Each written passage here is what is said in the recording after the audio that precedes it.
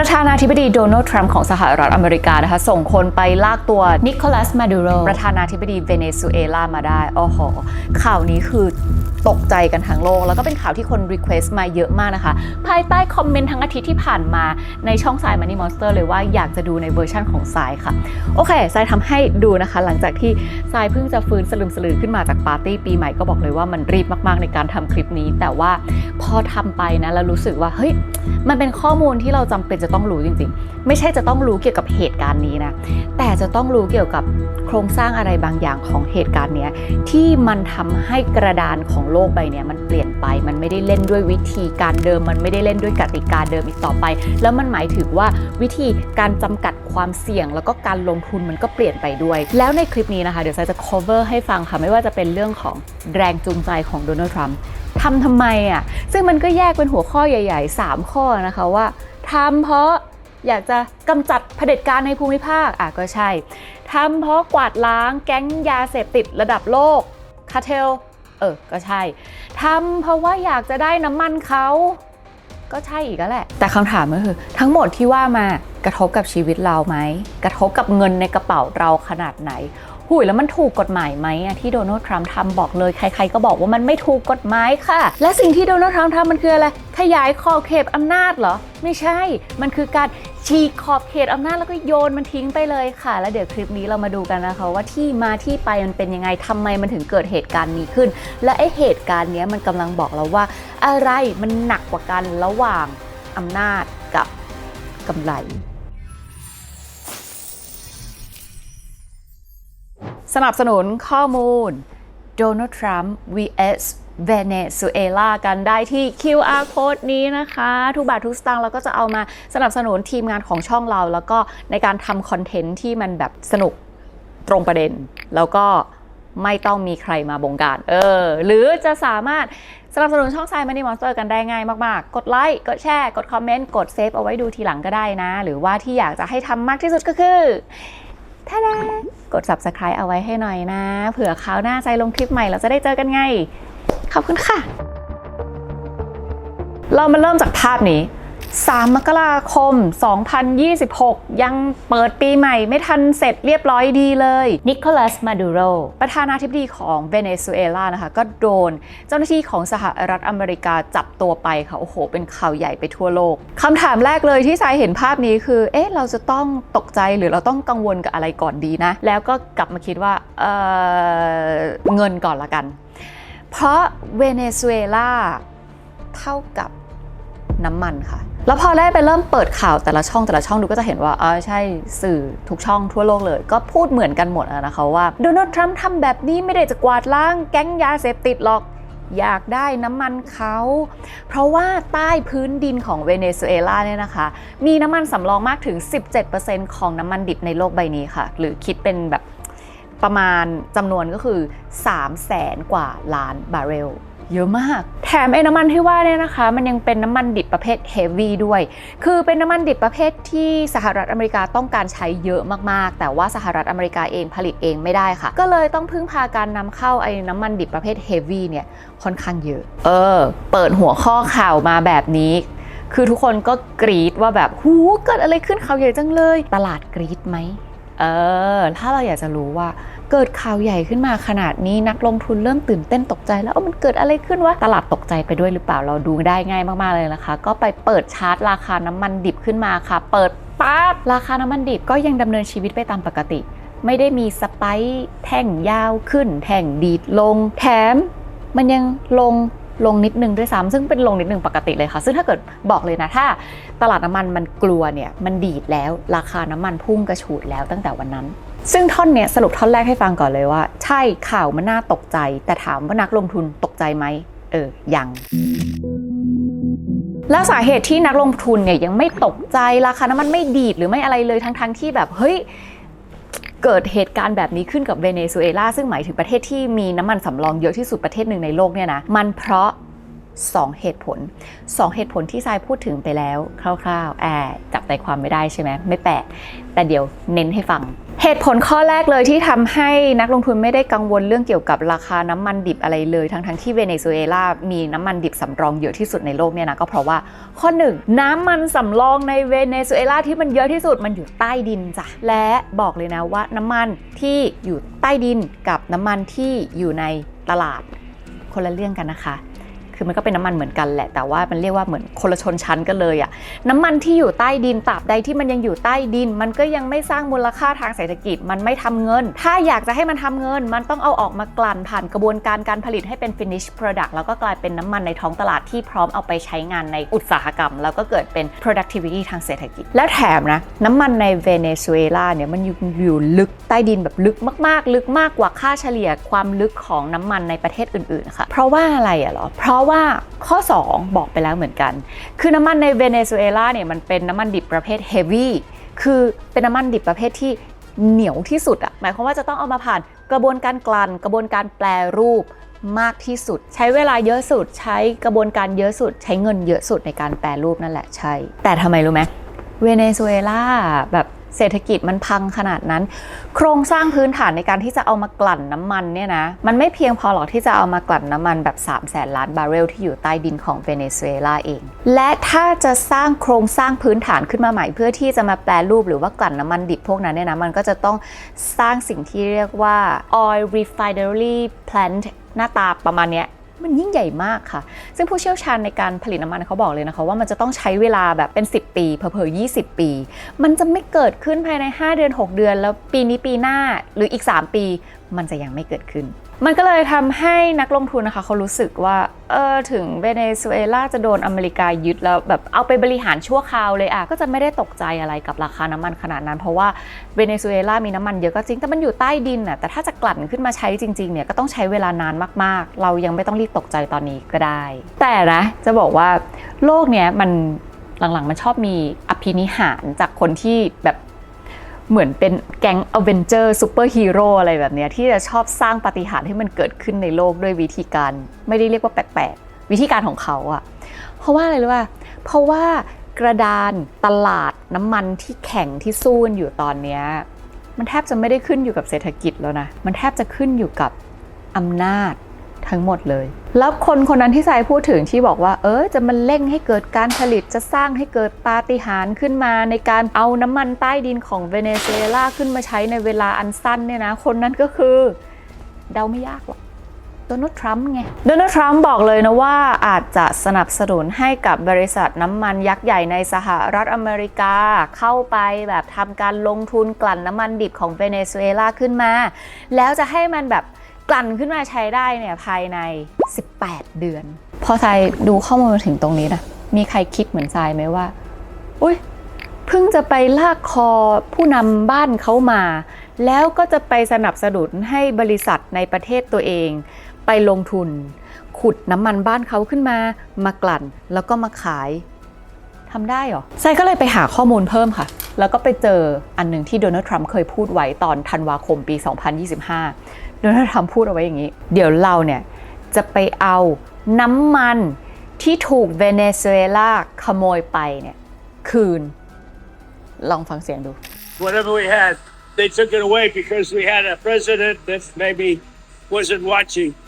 but they're not going to do that. We want it back. They took our oil rights. We had a lot of oil there. As you know, they threw our companies out, and we want it back. พอทรายฟังจบแล้วทรายก็ยังงงอยู่อีกนิดนึงว่าทรายแปลถูกปะวะน้ำมันที่ถูกขโมยไปนี่หมายถึงเวเนซุเอลาเป็นคนขโมยน้ำมันอเมริกาไปได้ยังไงก็น้ำมันมันอยู่ใต้ดินเวเนซุเอลาขโมยอเมริกาไปตอนไหนขโมยไปแล้วไปซุกอยู่ใต้ดินเวเนอย่างนี้หรอแล้วได้เหรอวะมันต้องมีคนคิดอย่างนี้งงเหมือนกันยอมรับมาทรายก็เลย เลยไปหาข้อมูลต่อนะคะก็เลยเจาะเข้าไปถึงแบบว่าประวัติศาสตร์มันเป็นยังไงมายังไงทำไมโดนัลด์ทรัมป์ถึงพูดประโยคแบบนี้ออกมาได้มันเป็นอย่างนี้นะคะประเทศเวเนซุเอลาเนี่ยคือเป็นประเทศที่ทำธุรกิจขุดเจาะน้ำมันมาเป็น100 ปีแล้วจนกระทั่งถึงปี 1920 บริษัทน้ำมันกาฟแล้วก็เชลจากสหรัฐอเมริกานะคะก็ได้รับเชิญจากรัฐบาลของเวเนซุเอลาให้เข้ามาขุดเจาะน้ำมันได้แล้วตอนนั้นบริษัทของสหรัฐอเมริกาเขาก็เข้ามาไม่ได้แค่มาขุดเจาะน้ำมันไงแต่ว่ามาสร้างโรงงานมาสร้างเมืองมาสร้างโรงเรียนมาสร้างสาธารณูปโภคให้กับคนเวเนซุเอลาเนี่ยเขาได้อยู่อาศัยกันทำให้ช่วงเวลานั้นนะคะประเทศเวเนซุเอลาเนี่ยมีชาวอเมริกาคือเป็น expat ย้ายมาทำงานเนี่ยมากที่สุดในโลกเลยแล้วสถานการณ์ที่เกิดขึ้นจะเรียกว่าวินวินก็ได้นะคะเพราะว่าสหรัฐอเมริกาก็คือได้ขุดเจาะน้ำมันใช่ไหมคะส่วนเวเนซุเอลาก็ได้เงินจากสหรัฐอเมริกาค่ะก็คือรวยฉ่ำเลยทำให้ตอนนั้นเนี่ยประเทศเวเนซุเอลามีรายได้ต่อหัวหรือว่า GDP per capita นะคะสูงที่สุดในลาตินอเมริกาเลยค่ะมันก็เลยทำให้เริ่มมีคนเวเนซุเอลาคิดขึ้นมานะคะว่านี่ขนาดเราแบบให้อเมริกาเป็นคนมากลั่นน้ำมันเนี่ยเรายังรวยขนาดนี้แล้วถ้าเกิดว่าน้ำมันก็ของเราเนาะถ้าเราขุดเองกลั่นเองขายเองมันจะรวยขนาดไหนพอคิดได้แบบนี้นะคะก็เลยทำให้ปี 1976 ค่ะเวเนซุเอลาอยู่ๆก็ประกาศขึ้นมาเลยนะคะว่าน้ำมันคือสมบัติของชาติเสร็จแล้วทำยังไงต่อดีดบริษัทน้ำมันสหรัฐอเมริกาทิ้งไปเลยค่ะเฮ้ยสมมุติว่าเราเป็นบริษัทน้ำมันอเมริกาตอนนั้นเราก็คงคิดว่าได้เหรออยู่เตะไอทิ้งอย่างนี้ได้เลยได้ทำอะไรก็ทำเถอะถือว่าบ้านเราอะเนาะถ้าไม่คิดจะแคร์กันถ้าไม่คิดจะทำการค้าด้วยกันอีกนะทำไปตอนนั้นเนี่ยมี3บริษัทน้ำมันหลักๆของสหรัฐอเมริกาที่ได้รับความเสียหายคือ Chevron, ExxonMobil แล้วก็ Gulf Oil มูลค่าความเสียหายเนี่ยรวมๆกันแล้วคือแบบ asset สินทรัพย์ที่ลงทุนกันไปในเวเนซุเอลาเนี่ยนะอยู่ที่ประมาณ 5,000 ล้านดอลลาร์สหรัฐซึ่งเวเนซุเอลาเขาก็แบบก็ไม่ได้อยากจะทำอะไรรุนแรงขนาดนั้นหรอกเรารักษาน้ำใจเล็กน้อยเดี๋ยวเราจะจ่ายเงินชดเชยให้นะเวเนซุเอลาชดเชยเงินมาให้ทั้งหมด 1,000 ล้านดอลลาร์สหรัฐค่ะอะไรนะเมื่อกี้เพิ่งบอกไปว่าเสียหาย 5,000 ชดเชยมา 1,000 แปลว่าไอ้3บริษัทนี้ยังไงก็คือขาดทุนต่ำๆคือมี 80% ของเงินที่ลงทุนไปทั้งหมดอะแต่เหมือนไม่เข็ดพอปี 2007 ค่ะภายใต้การนำของฮูโกชาเวสนะคะเวเนซุเอลากลับมามีดีลกับบริษัทน้ำมันของสหรัฐอเมริกาอีกแล้วมาดีลใหม่ครั้งนี้เนี่ยก็มีการไม่รู้ดีลยังไงแล้วแหละอันเนี้ยแล้วก็ขัดแย้งกันไปคันมานะคะจนกระทั่งสุดท้ายเนี่ย ExxonMobil กับ ConocoPhillips เนี่ยฟ้องเวเนซุเอลาค่ะใช่ฟ้องชนะด้วยเวเนซุเอลาก็เลยจะต้องจ่ายค่าเสียหายกลับมาเป็นหลักพันล้านดอลลาร์สหรัฐเหมือนกันนะคะแต่ว่าศาลสั่งให้จ่ายค่าเสียหายคืนก็จ่ายเป็นงวดๆไม่ใช่แบบก้อนเดียวอะไรแบบนั้นถามว่าเวเนซุเอลายอมจ่ายไหมก็ต้องยอมจ่ายนะคะเวเนซุเอลาก็ยอมจ่ายคืนตามคำสั่งศาลนั่นแหละค่ะแต่ว่าจ่ายคืนไปได้แค่ไม่กี่งวดเกิดเรื่องขึ้นอีกแล้วคือตอนนั้นอเมริกาคว่ำบาตรเวเนซุเอลาค่ะพออเมริกาคว่ำบาตรเวเนซุเอลานะคะมันก็แปลว่าเวเนซุเอลาก็จะค้าขายกับประเทศอื่นไม่ค่อยได้อะไรอย่างนี้ใช่ไหมคะพอมันเกิดอยู่ๆค้าขายไม่ได้ก็ขายน้ำมันไม่ได้เงินมันก็แห้งเหือดค่ะธุรกิจมันก็ไม่ดำเนินไปนะคะอะไรมันก็เจ๊งทำให้ไอ้ค่าเสียหายที่จะต้องจ่ายสหรัฐอเมริกาเนี่ยนะคะไอ้บริษัทที่จะต้องจ่ายเนี่ยมันก็ไม่มีเงินที่จะจ่ายขึ้นมาค่ะแต่ก็มีคนพูดนะคะว่าต่อให้เขามีเงินที่จะจ่ายมันก็จ่ายไม่ได้อยู่ดีเพราะว่าสหรัฐอเมริกาตอนนั้นคว่ำบาตรเวเนซุเอลาคว่ำบาตรแปลว่าอะไรคว่ำบาตรก็คือคว่ำบาตรก็จะมีการบล็อกธุรกรรมการเงินของเวเนซุเอลาด้วยใช่พอไปบล็อกการเงินเขาแล้วเขาจะทำธุรกรรมจ่ายเงินมาให้บริษัทน้ำมันอเมริกามันก็ทำไม่ได้อยู่ดีไงปรากฏว่ามีเงินหรือเปล่าไม่รู้แต่ถึงมีก็จ่ายไม่ได้แต่ก็เป็นไปได้มากว่าจะไม่มีดูไว้นะตีเขาเราซวยเป็นแบบนี้แหละนอกจากนี้นะคะยังมีเรื่องของเงินลงทุนโดยตรงที่สหรัฐไปลงทุนในเวเนซุเอลา3ปีล่าสุดที่ผ่านมาเนี่ยตกปีละประมาณมากกว่า 3,000 ล้านดอลลาร์สหรัฐนะคะนอกจากนี้ก็ยังมีเงินช่วยเหลืออีก210ล้านดอลลาร์สหรัฐแต่สหรัฐบอกว่าแต่สิ่งที่สหรัฐอเมริกาได้รับคืนมาคือรัฐบาลที่ไม่จงรักภักดีกับสหรัฐอเมริกาค่ะสิ่งนี้ก็เลยทำให้โดนัลด์ทรัมป์นะคะบอกเลยว่าจะเอาน้ำมันคืน จากเวเนซุเอลาและโดนัลด์ทรัมป์ก็บอกด้วยว่าอาจจะสนับสนุนเงินลงทุนให้กับบริษัทน้ำมันนะคะไปเป็นคนลงทุนกลั่นน้ำมันในเวเนซุเอลาขึ้นมาเลยและถึงแม้ว่าโดนัลด์ทรัมป์จะไม่ได้พูดตัวเลขนะคะว่าจะสนับสนุนเงินเป็นเงินเท่าไหร่แต่ทรายบอกได้เลยว่าถ้าจะสนับสนุนเงินไปกลั่นน้ำมันในเวเนซุเอลาแล้วก็มันจะเป็นเงินที่เยอะมากเลยค่ะและด้วยข่าวนี้นะคะมันก็เลยทำให้บริษัทน้ำมันรวมถึงบริษัทที่ทำการกลั่นน้ำมันในสหรัฐอเมริกาเนี่ยดีดขึ้นมาเลยเชฟรอนขึ้นมา 6% โคโนโคฟิลิปขึ้นมา 5.7% Exxon Mobil ก็ดีดขึ้นมา 3.1% แต่ฟังอย่างนี้แล้วเนี่ยบอกก่อนหยุดเลยนะหยุดมือนั่งทับมือไว้อย่าเพิ่งวิ่งไปซื้อหุ้นน้ำมันหรือหุ้นกลั่นน้ำมันอะไรตอนนี้ในสหรัฐอเมริกาเพราะการที่หุ้นมันดีดขึ้นมาเนี่ยมันแปลว่าหุ้นรับข่าวไม่ได้แปลว่าหุ้นนั้นรับข้อเสนอของโดนัลด์ทรัมป์นะคะเพราะอะไรเหรอเพราะอะไรจริงๆเนี่ยไม่แน่ใจแต่ส่วนหนึ่งอาจจะเป็นเพราะพวกเขาเจ็บมาเยอะแล้วไม่อยากเจ็บซ้ำหรือเปล่าแต่อีกข้อหนึ่งนะที่มีความเป็นไปได้มากๆว่าบริษัทน้ำมันจะไม่รับข้อเสนอนี้จากโดนัลด์ทรัมป์เพราะว่าสิ่งที่โดนัลด์ทรัมป์กำลังทำอยู่เอาจริงๆมันผิดกฎหมายสากลของโลกใบนี้ค่ะและก็มีความเป็นไปได้ด้วยว่าถ้าทำธุรกิจไปได้อะไรมาก็ตามเนี่ยสุดท้ายแล้วถ้าเกิดว่าศาลตัดสินว่ามันผิดจริงไอ้น้ำมันที่กลั่นมาได้รายได้ที่ได้มาอาจจะต้องคืนให้เจ้าของเขาไปนะคะเพราะว่าอะไรเพราะว่าน้ำมันมันอยู่ใต้ดินประเทศใครมันก็เป็นของคนนั้นดิประเด็นถัดไปแล้วเรื่องที่โดนัลด์ทรัมป์บอกว่าจับตัวมาดูโรมาเพื่อที่จะปราบปรามแก๊งคาร์เทลแก๊งยาเสพติดระดับโลกมันยังไงอ่ะมาเรามาดูตัวเลขนี้ก่อนเลยนะคะก็ที่เขาทำไปมันอาจจะดีกับโลกใบนี้ก็ได้นะคะเพราะนี่คือตัวเลขผู้เสียชีวิตเพราะการใช้ยาเกินขนาดในประเทศสหรัฐอเมริกาค่ะ 80,000 รายคือตัวเลขผู้เสียชีวิตจากเฟนเทนิล 30,000 รายคือตัวเลขผู้เสียชีวิตจากการใช้โคเคนเกินขนาด 10,000 รายคือตัวเลขผู้เสียชีวิตจากการใช้เฮโรอีนเกินขนาดต่อปีนะคะทั้งหมดนี้อันนี้คือข้อมูลของปี 2023 ตัวเลขนี้มันบอกอะไรตัวเลขนี้มันบอกว่าใช่ยาเสพติดมันฆ่าคนอเมริกันค่ะและตัวเลขนี้บอกอะไรอีกมันบอกว่าดีมานด์หรือความต้องการยาเสพติดมันเยอะจังเลยอะทั้งที่คนก็รู้นะว่าคนเสพอะไม่น่ารอดชีวิตก็ยังเสพกันอยู่ได้มันก็เลยทำให้แก๊งคาร์เทลเนี่ยสามารถทำเงินได้มหาศาลเลยค่ะและเรากางแผนที่นี้ออกมาดูนะคะเราจะเห็นเลยว่าแก๊งคาร์เทลเนี่ยเขามีการร่วมมือกับกลุ่มอาชญากรทั้งในยุโรปเอเชียไปทั่วโลกเลยจนสามารถทำเงินได้หลากหลายหมื่นล้านดอลลาร์สหรัฐต่อปีมันมากเพียงพอที่จะเอาเงินนี้ปิดปากเจ้าหน้าที่ด้วยการติดสินบนคิดหาวิธีใหม่ๆเพื่อที่จะหลบเลี่ยงการโดนตรวจจับแล้วก็ขยายไปสู่อาชญากรอื่นๆที่เกิดขึ้นในโลกไม่ว่าจะเป็นการลักลอบการค้าสัตว์ป่าหรือแม้แต่การค้ามนุษย์แล้วถามว่าแก๊งคาร์เทลอะไรเนี่ยมันเกี่ยวกับนิโคลัสมาดูโรยังไงคือเรื่องมีอย่างนี้แก๊งคาร์เทลเนี่ยมันเริ่มต้นขึ้นมาตั้งแต่ช่วงปี 1970 โดยพาโบโล เอสโคบาเป็นชาวโคลอมเบียนะเป็นคนก่อตั้งคาร์เทลขึ้นมาแล้วก็ลักลอบขนส่งโคเคนผ่านทะเลแคริบเบียนไปนะคะทำเงินได้เป็นหลักล้านดอลลาร์สหรัฐเลยค่ะจนกระทั่งปี 1980 นะคะก็มีตัวเลขออกมาว่าคาร์เทลเนี่ยแหละคือคนที่ลักลอบขนโคเคนเข้ามาในสหรัฐอเมริกาคิดเป็น 80% ของโคเคนทั้งหมดเลยแต่ถามว่าจุดที่แก๊งคาร์เทลเนี่ยไปออกฤทธิ์อิทธิพลในการขายยาเสพติดรุนแรงจริงๆใช่สหรัฐอเมริกาไหมไม่ใช่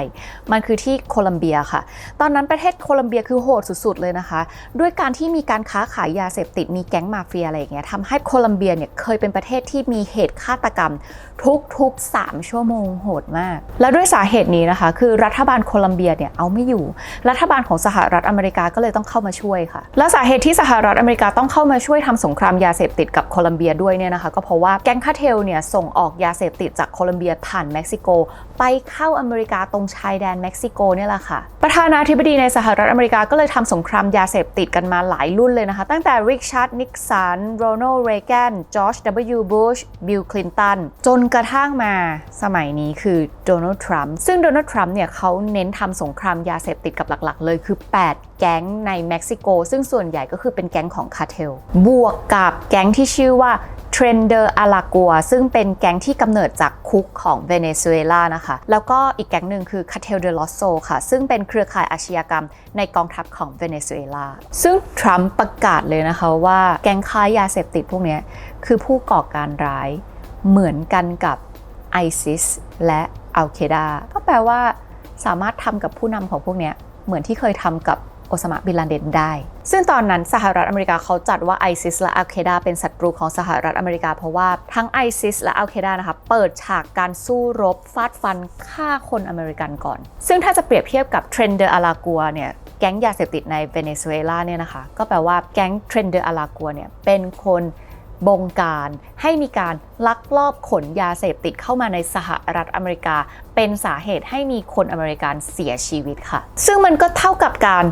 สังหารชาวอเมริกันเหมือนกันซึ่งประเด็นมันอยู่ตรงนี้นะคะเพราะโดนัลด์ทรัมป์บอกว่าแก๊งเทรนเดอร์อาลากัวเนี่ยถูกควบคุมโดยเผด็จการที่ชื่อว่านิโคลัสมาดูโรประธานาธิบดีเวเนซุเอลานั่นแหละค่ะคนเดียวกันเรื่องนี้ทำให้ทะเลคาริบเบียนเนี่ยคือมันเดือดมาตั้งแต่กันยายนปี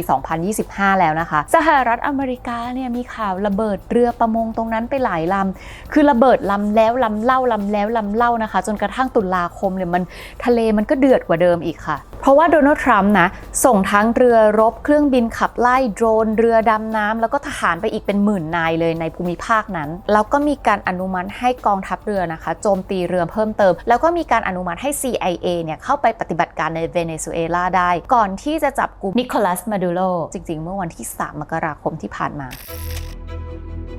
และอีกหนึ่งเหตุผลที่คาดว่าเป็นเหตุจูงใจที่ทำให้โดนัลด์ทรัมป์นะคะจัดการปฏิบัติการจับตัวนิโคลัสมาดูโรไปก็คือน่าจะอยากกวาดล้างเผด็จการที่ยังหลงเหลืออยู่ในภูมิภาค